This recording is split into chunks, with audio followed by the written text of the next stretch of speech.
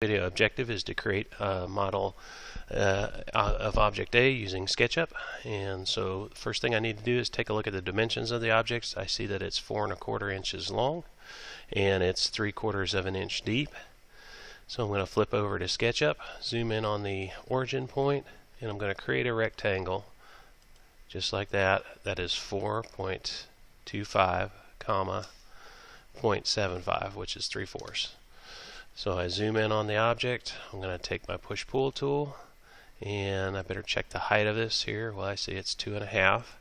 So I'm going to take my push-pull tool, and I'm going to drag that up to 2.5.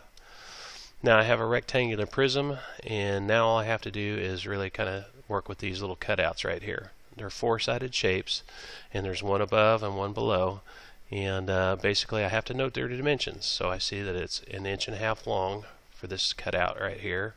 It's a 1/2 inch deep here, according to that dimension, and then 1/4 inch from the imaginary reference point of the corner of the rectangular prism, and that's set at 1/4.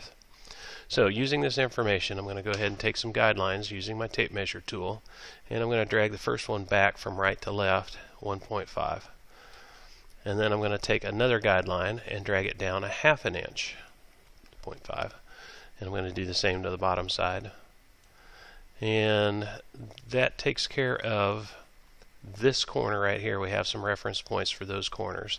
But now what I have to do is get some corner points or some guidelines set up for these reference points right here. And I know they're 1/4 of an inch down from the top of the object.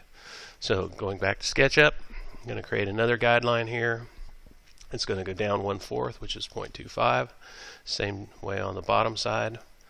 And then see, now I have all the information I need to go ahead and draw these four-sided shapes. And really it only is going to require one line. It's 2 lines. One here to here, and then out to the end just like that. Do the same to the bottom side. So you can see this is really a fairly simple shape. The only difficulty that you should have would be getting your guidelines set up. But once your guidelines are set up, then it's just a simple matter of drawing the shape and then subtracting it back. Just like so. So we got to do a little cleanup here. We're going to get rid of some of these guidelines. We're going to make sure that our back edges are turned on, and we're going to make sure we have hidden geometry turned on. And now we'll be ready to send this to layout.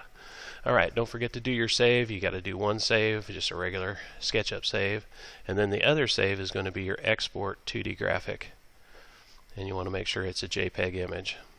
Alright, that concludes this video. Good luck with your modeling.